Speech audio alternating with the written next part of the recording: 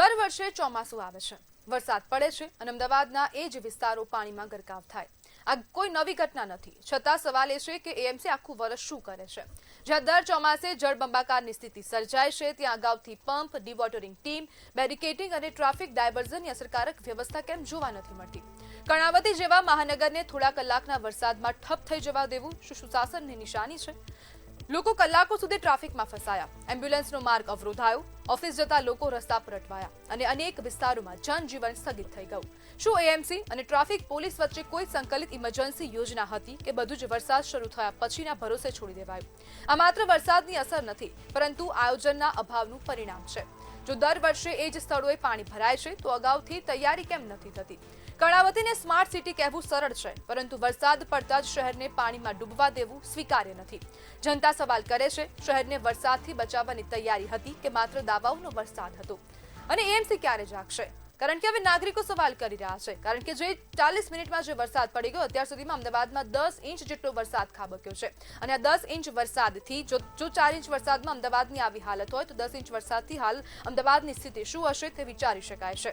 અને તે વિચારી પણ ન શકાય, કારણ કે જે નીચાણવાળા વિસ્તારોમાં જે લોકો રહી રહ્યા છે, જે લોકોના ઘરની અંદર પાણી ઘૂસી ગયું છે, જે લોકો ટ્રાફિકમાં ફસાયા છે, જે લોકો 2-3 કલાક સુધી કિલોમીટર લાંબી લાઈનોમાં ઊભા છે, તે લોકોને કદાચ તે લોકોની વેદના પણ આપણે ન સમજી શકીએ, કારણ કે તે લોકો રસ્તા પરથી પસાર થાય છે, તે દરમિયાન તે લોકો ઓફિસ જતા હોય છે, પોતાના ઘરે જઈ રહ્યા છે, અથવા તો કોઈ ઇમરજન્સી કામમાં જઈ રહ્યા છે, પરંતુ તે લોકોને ટ્રાફિકનો સામનો કરવો પડી રહ્યો છે. ટ્રાફિક વિભાગ શું કરી રહ્યું છે? ટ્રાફિક વિભાગ અને એએમસી વચ્ચે કોઈ સંકલન છે કે કેમ? તેવા અનેક સવાલો અહીંયા ઉભા થઈ રહ્યા છે. અને આજ મુદ્દે આપણી સાથે ચર્ચા કરવા માટે એડવોકેટ અતિક સૈયદ જોડાઈ ગયા છે. અતિકભાઈ, એએમસીની આ તૈયારી છે કે પછી માત્ર તમાશો છે? સૌ પ્રથમ તો ખૂબ જ દુઃખદ બાબત છે કે 18,000 કરોડથી વધારેનું એક વર્ષનું બજેટ ધરાવતી અમદાવાદ મ્યુનિસિપલ કોર્પોરેશન નું પ્રી મોન્સૂન પ્લાન જે છે એ 17 નિષ્ફળ નીવડ્યું છે. વધુમાં અમદાવાદ મ્યુનિસિપલ કોર્પોરેશનને અમદાવાદ મ્યુનિસિપલ કોર્પોરેશનના અધિકારીઓ, શાસક પક્ષ તેમજ અમદાવાદ શહેર પોલીસ ટ્રાફિકના જે અધિકારીઓ છે એ બંને વચ્ચે ક્યાંય ને ક્યાંય મોટા પાયે સંકલનનો અભાવ જોવા મળી રહ્યો છે.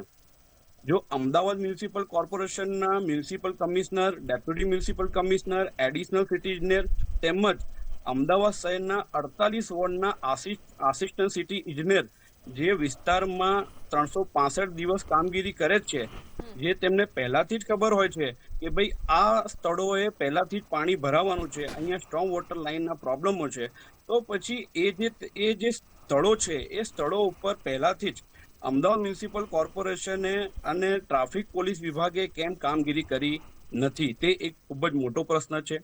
ક્યાંય ને ક્યાંય માત્ર 45 થી 50 મિનિટના વરસાદમાં આજે અમદાવાદ શહેર જે છે એ ડૂબી રહ્યું છે. ક્યાંય ને ક્યાંય અમદાવાદ મ્યુનિસિપલ કોર્પોરેશનના અધિકારીઓ અને અમદાવાદ શહેર ટ્રાફિક પોલીસના જે અધિકારીઓ છે એમના વચ્ચે સંકલનના અભાવના લીધે અમદાવાદ શહેરના જે નાગરિકો છે એ મોટા પાયે આજે પરેશાનીમાં ધકેલાઈ ગયા છે. તમે આજે જોઈ શકો છો વિવિધ વિડીયોના માધ્યમથી કે અમદાવાદ શહેરની અંદર વિદ્યાર્થીઓ હોય કે પછી આપણે નોકરીએ જતા લોકો હોય કે અન્ય સામાન્ય નાગરિકો હોય, એમના સ્કૂટર, એમના મોટરસાયકલ, એમના મોટા વાહનો બંધ પડી રહ્યા છે પાણી ભરાવાના લીધે. તો પછી આ બધી સમસ્યાઓ આજની નથી, છેલ્લા 15, 20, 25 વર્ષથી આ સમસ્યાઓ અમદાવાદ શહેરમાં વારંવાર દર વર્ષે જ્યારે વરસાદ આવે છે ત્યારે આપણને જોવા મળી રહી છે. તો અમદાવાદ મ્યુનિસિપલ કોર્પોરેશન આના માટે કેમ નક્કર પગલાં લેતું નથી? એમને પહેલાથી જો સમસ્યાઓનો ખબર હોય તો તમને આખા વર્ષની અંદર 8 મહિના 9 મહિના એવા મળે છે કે એ મહિનાની અંદર તમે સ્ટ્રોંગ વોટર લાઈનો નાખી શકો છો, કેચપીટો દુરુસ્ત કરી શકો છો, એમનો કચરો કાઢી શકો છો, પરંતુ કોઈ પણ પ્રકારે કામગીરી અમદાવાદ મ્યુનિસિપલ કોર્પોરેશન દ્વારા કરવામાં આવતી નથી. તેમજ અમદાવાદ મ્યુનિસિપલ કોર્પોરેશન અને પોલીસ ટ્રાફિક વિભાગનું જે સંકલનનો અભાવ છે તેના લીધે સૌથી મોટી આજે અમદાવાદ શહેરના લોકોને તકલીફ ભોગવવી પડી રહી છે.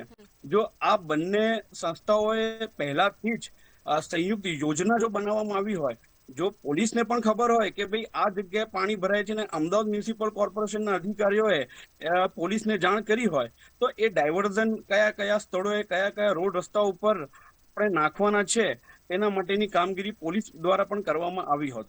પરંતુ ક્યાંય ને ક્યાંય અમદાવાદ મ્યુનિસિપલ કોર્પોરેશનના મ્યુનિસિપલ કમિશનર હોય કે પોલીસ હોય, શાસક પક્ષ હોય, સદંતરે નિષ્ફળ નીવડ્યા છે.